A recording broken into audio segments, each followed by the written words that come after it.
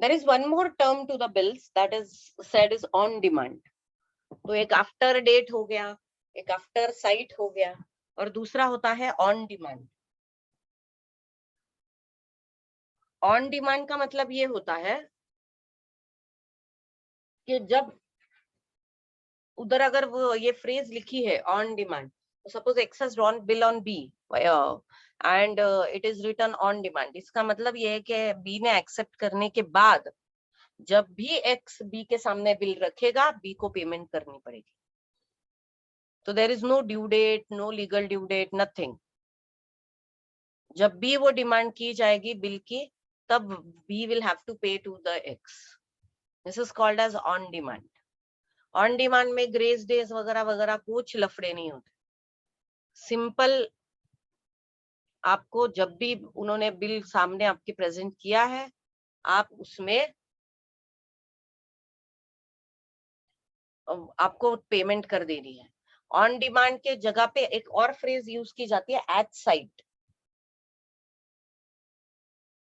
After site नहीं, eight site. तो on demand का मतलब ये कि एक बार आपने बिल एक्सेप्ट कर लिया, उसके बाद वो ड्रॉवर जो है वो जब भी बिल प्रेजेंट करेगा आपको पेमेंट करनी पड़ेगी. तो वो बार बार नहीं प्रेजेंट करेगा, एक ही बार प्रेजेंट करेगा और आपको पेमेंट करनी पड़ेगी. या फिर कभी कभी वो लोग एट साइड बोल देते, मतलब जब एक्स ने बी पे बिल ड्रॉ किया और जब बी ने उस बिल को देखा, तुरंत we should pay the money. No time, no tenure. These are the bills where there are no tenures, no terms. Immediately you have to pay, either when it is asked or when you have seen it. इसमें grace days वगैरह ये सब कुछ भी नहीं होता है. तो अगर मैं बोलूं, एक नया टर्म है ये, इसलिए if I say that X has drawn bill on Y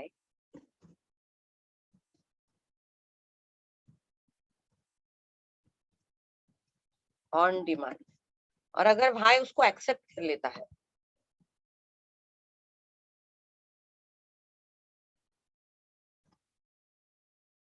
तो जब भी बिल एक्सेप्ट होने के बाद एक्स वाई के सामने ये बिल प्रेजेंट करेगा, वाई विल हैव टू पे. फिर कभी कभी इस तरह की फ्रेज यूज हो जाती है, X draws a bill on Y at sight rupees 10,000. इसका मतलब ये है कि ये बिल वाई के सामने जाएगा, वाई देखेगा, एक्सेप्ट करेगा और इमीडिएटली उसका पेमेंट कर देगा, क्योंकि वो एट साइट है. तो ये वो फ्रेजेस है जहां पे टेन्योर ऑफ द बिल होते ही नहीं है. There is no term 6 days, 60 days, 80 days, no nothing. There is no credit period given. Immediately when you come to know that the bill is drawn on you, you have to pay. तो ये ना phrases जो है ये bill में ही mention किए जाते हैं. हम लोगों ने जो फॉर्मेट्स देखे थे बिल के, यहाँ पे देखो, जैसे ये तो प्रॉमिसरी नोट है, ऑन डिमांड पे टू मी और माय ऑर्डर. तो ये ऑन डिमांड है. तो ये हुआ, ये 17 अगस्त को एक्सेप्ट कर लिया गौरी ने. इसके बाद जब भी ये कौन है, ये ड्रॉवर केदार पंडित जब भी जाएगा गौरी के सामने, वो बिल दिखाएगा, गौरी विल हैव टू पे. इसलिए उन्होंने बोला कि ये जब ऑन डिमांड होता है ना बिल, डिमांड बिल बोलते हैं उसको, तो उसमें पीरियड नहीं मेंशन होता. Amount is to be paid by the acceptor on the presentation of the bill by the drawer. There is no period for the bill. At sight अगर बोला होता तो गौरी को बिल मिलता, वो एक्सेप्ट करती और तुरंत पेमेंट कर देती. इस तरह के बिल्स में there is no term for the bill. Now we'll go ahead with the next concept, that is holder of the bill. What do you mean by holder? Any person who is in possession of the bill and is entitled in his own right to receive the amount, then he is called as holder. कोई भी इंसान जिसको bill मिला है या फिर जिसको accepted bill जिसके पास है और वो राइट, उसके पास राइट है कि वो उस बिल के अमाउंट को रिसीव करे, तो वो होल्डर बन जाता है. जैसे drawer will draw bill on ड्रॉई and drawee will accept and return the bill to drawer. Till the due date, drawer is the holder of the bill. क्योंकि ड्रॉवर के पास बिल का पोजीशन है और राइट भी है पैसे लेने का. But then there is something called as holder in due course. Holder in due course is a person who obtains a negotiable instrument for valuable consideration in good faith and before maturity. By default, drawer के पास ही bill होना चाहिए, लेकिन क्योंकि ये bill of exchange है तो ये किसी चीज के लिए एक्सचेंज हो सकता है. तो अगर ये ड्रॉवर ने बिल आगे जाके किसी को दे दिया और उसने किसी वैल्यू के अगेंस्ट, मतलब ड्रॉवर से पैसे लेने थे तो उसने वो बिल ले लिया, गुड फेथ में लिया, ड्रॉवर पे विश्वास करके लिया और मैच्योरिटी के पहले बिल लिया, तो वो होल्डर ऑन ड्यू कोर्स हो जाता है. Let us take an example to explain this concept. Suppose X draws a bill on demand, or I'll just take an example here.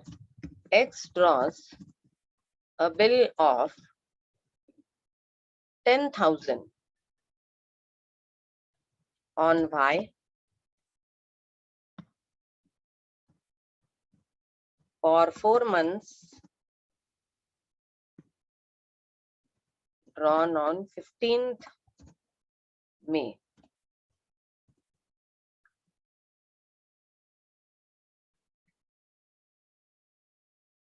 तो अदरवाइज तो होल्डर कौन होगा बिल का? ड्यू डेट तक x होगा, क्योंकि एक्स के पास बिल का पोजीशन रहेगा. ड्यू डेट आने पे एक्स बिल वाई के सामने बिल रखेगा, वाई क्या करेगा, बिल अपने पास रख लेगा और पैसे एक्स को दे देगा, क्योंकि अगर बिल भी एक्स को दे दिया तो वो बार बार लेके आएगा बिल, इसलिए बिल अपने पास रख के एक्स को पैसे दे देगा, हो गया. तो जब तक ड्यू डेट नहीं आती तब तक एक्स होल्डर है. Suppose X has given the bill, X was supposed to pay some amount to Z. X was supposed to pay 10,000 to Z. He gave bill drawn on Y to Z.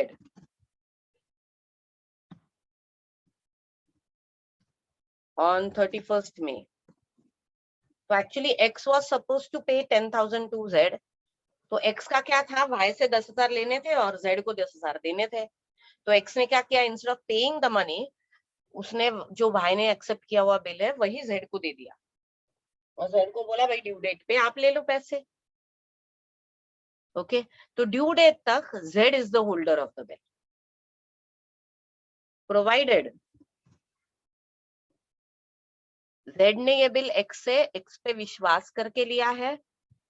Z was already owing some amount from X, तो Z को पहले ही X से पैसे लेने थे और उसने X पे विश्वास करके ये बिल लिया है और ड्यू डेट के पहले लिया है. Then Z will become holder in due course. This is a legal term, holder in due course. Holder in due course is accepted only in 3 cases. All these 3 should be there. There is a valuable consideration, किसी के बदले में लिया है, मतलब X को अगर Z को कोई पेमेंट नहीं करना था फिर भी X ने Z को बिल दे दिया तो नहीं चलेगा. तो इसका मतलब X can give the bill to Z only if X was supposed to pay some amount to Z. Second, Z has taken this bill in good faith.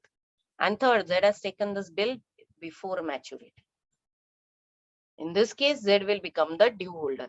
हम लोग ये सब केसेस आगे चल के देखेंगे. Now we'll talk about types of bill of exchange. There is a trade bill. Trade bill is when a creditor draws a bill on debtor. It is called as trade bill. Okay, genuine bill होता है ये. Accommodation bill. यहाँ पे क्या है, X और Y के बीच में कोई ट्रेड हुआ नहीं था. Y was not owing any 10,000 rupees to X. लेकिन X और Y दोनों को पैसे की जरूरत है, तो ये लोग क्या करते हैं, एक झूठा बिल निकालते हैं. ओके, बिल निकालते, एक निकालेगा, दूसरा एक्सेप्ट करेगा, और ये बिल का मेन ऑब्जेक्टिव ये रहता है कि फ्रेंड्स को पैसे मिल जाए. आप बोलोगे पैसे चाहिए बिजनेस में, तो आप बैंक से लोन ले सकते हो, लेकिन क्या है उसमें बहुत ज्यादा फॉर्मेलिटीज है और बहुत बड़ी अमाउंट होगी तो बैंक से लोन लेना एक्सेप्टेड है.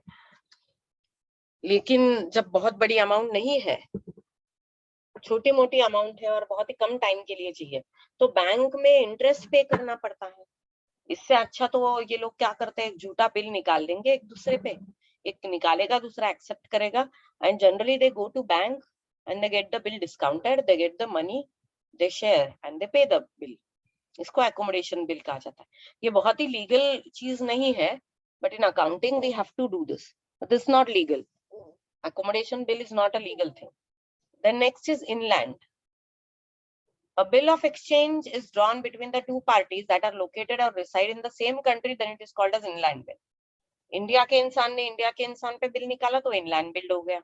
इंडिया के इंसान ने जर्मनी के इंसान पे बिल निकाला या वैसा वर्सा हुआ, वो फॉरेन बिल हो गया। ओके, तो चार तरह के बिल है। एक होता है ट्रेड बिल, जो डेटर क्रेडिटर के बीच में निकाला जाता है, creditor drawers a bill on debtor, जहाँ पे एक जेन्युइन ट्रांजैक्शन हुआ था, क्रेडिटर और डेटर के रिलेशनशिप बने थे और फिर बिल निकाला गया। फिर होता है एकोमोडेशन बिल, यहाँ पे कोई जेन्युइन डेटर क्रेडिटर रिलेशन था ही नहीं, ये सिर्फ पर्सनल एकोमोडेशन के लिए, छोटी मोटी अमाउंट की जरूरत थी आपको तो उतने के लिए आपने बिल निकाल लिया एक दूसरे के ऊपर, ये एकोमोडेशन बिल होता है। वैसे तो एकोमोडेशन बिल निकालना इलीगल है, लेकिन जहां तक अकाउंट की बात है, अगर आपने एकोमोडेशन बिल निकाला है तो उसका भी एंट्री होना चाहिए। Then the third case is inland bill. जब एक ही कंट्री के लोग एक दूसरे पे बिल निकालते हैं तो उसको इनलैंड बोलते हैं। जब दो अलग अलग कंट्रीज के लोग एक दूसरे पे बिल निकालते हैं तो वो फॉरेन बिल बन जाता है। Further classification of the bill is bill drawn after date. After date bill हम लोगों ने अभी देखा है, एक फिक्स पीरियड के बाद पेमेंट होता है। The due date of the bill is calculated from the date of drawing plus grace days. After sight, the due date is calculated from the date of acceptance plus grace days. Bill on demand or at site, यहाँ पे कोई tenure नहीं होता है। These bills are payable immediately on presentation. Time period is not mentioned, no grace days are allowed. ये तो हम लोगों ने अभी देखा है classification. Then the third case, next concept is honoring of bill. Bill honor करना मतलब क्या? आज हम लोग ऑनरिंग तक कंप्लीट करेंगे इसमें। Suppose X has drawn a bill of 10,000 on Y for 4 months. X ने Y पे बिल ड्रॉ किया, 4 महीने के बाद पेमेंट होने वाली है, 15 मई पे ड्रॉ किया है। अभी ड्यू डेट क्या आएगा? 15 मई से जून, जून से जुलाई, जुलाई से अगस्त, अगस्त से सितंबर, 18 सितंबर आपकी लीगल ड्यू डेट होगी। अब इस लीगल ड्यू डेट पे क्या होता है? X will present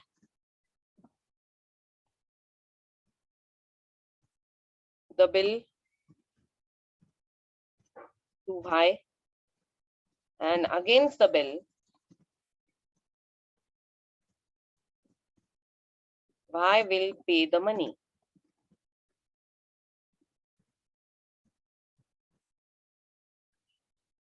अगर ये ऐसा ही हुआ, मतलब ड्यू डेट पे एक्स ने वाई के सामने बिल रखा, भाई तूने एक्सेप्ट करके दिया था 4 महीने पहले, वाई ने बिल देखा, देखा उसने खुद ने एक्सेप्ट किया था, बिल अपने पास रख लिया, पैसे एक्स को दे दिए।